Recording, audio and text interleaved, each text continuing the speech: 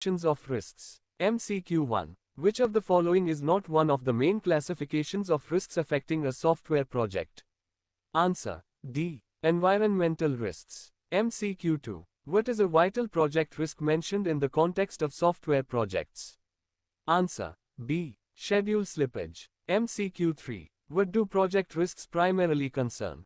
Answer. B. Budgetary, schedule, personnel, resource, and customer-related problems.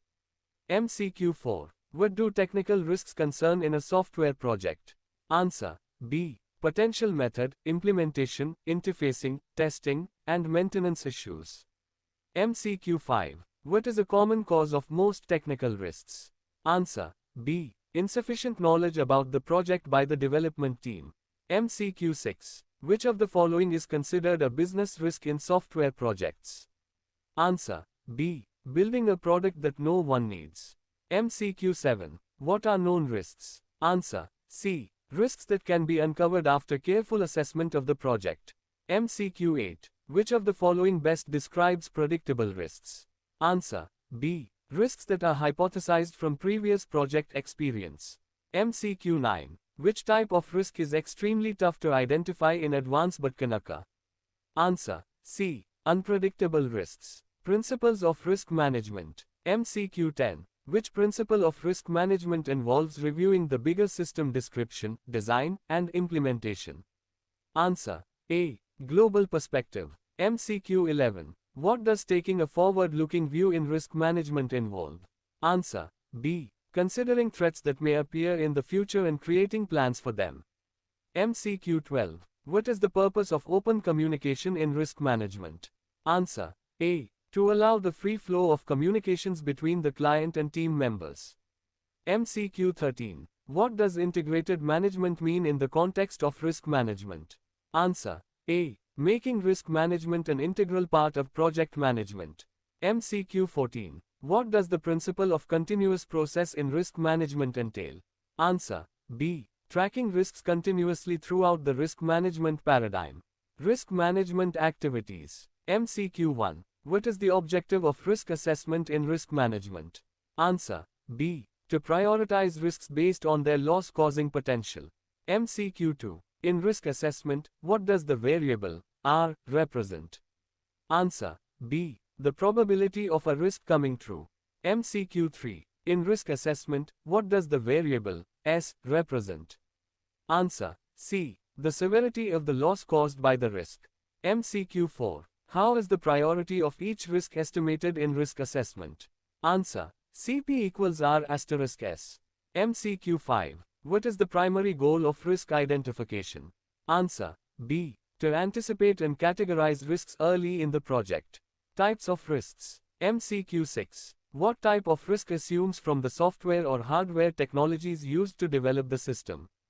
Answer. C. Technology risks. MCQ 7. What type of risk is connected with the person in the development team? Answer. A. People risks. MCQ 8. What type of risk assumes from the organizational environment where the software is being developed? Answer. C. Organizational risks. MCQ 9. What type of risk assumes from the software tools and other support software used to create the system? Answer. D. Tools risks. MCQ 10. What type of risk assumes from changes to the customer requirements and the process of managing these changes? Answer. A. Requirement risks. MCQ 11. What type of risk assumes from management estimates of the resources required to build the system? Answer. B. Estimation risks. Risk analysis. MCQ 12. How is the probability of a risk determined during risk analysis? Answer. B. By relying on previous project experience and perception. MCQ 13. What is the highest probability band for a risk during risk analysis? Answer. D. Very high, +75%. MCQ 14. What is the effect of a risk that is determined as catastrophic during risk analysis? Answer. C. It threatens the survival of the plan. Risk control. MCQ 15. Which of the following is not one of the three main methods to plan for risk management? Answer. D. Ignore the risk. MCQ 16. What does the method of transferring the risk involve? Answer. B. Getting the risky element developed by a third party or buying insurance cover. MCQ 17. How is risk leverage calculated? Answer. B. Risk exposure before reduction, risk exposure after reduction, cost of reduction. Risk planning and monitoring. MCQ 18. What does risk planning involve? Answer. A. Developing ways to maintain each of the key risks identified. MCQ 19. What is the purpose of risk monitoring? Answer. B. To verify that the assumptions about the product, process, and business risks have not changed. Software Requirement Specifications (SRS). MCQ 1. What is the primary purpose of the Software Requirement Specifications (SRS) document?